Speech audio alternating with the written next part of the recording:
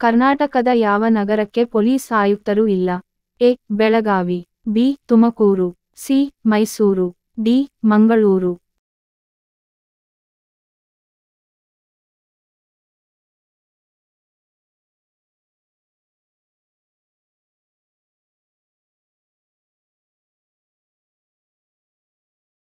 ಸರಿಯಾದ ಉತ್ತರ ಬಿ. ತುಮಕೂರು.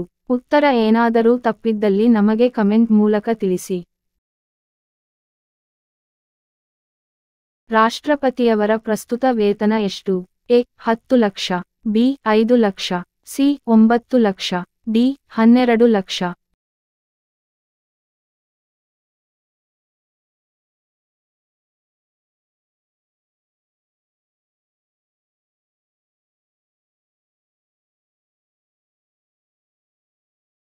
ಸರಿಯಾದ ಉತ್ತರ B. 5 lakh.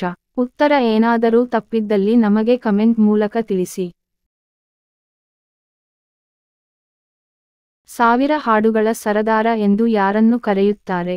A. Kuvempu, B. Balappa Hukkeri, C. Pu. Ti. Na, D. ಕನಕದಾಸರು.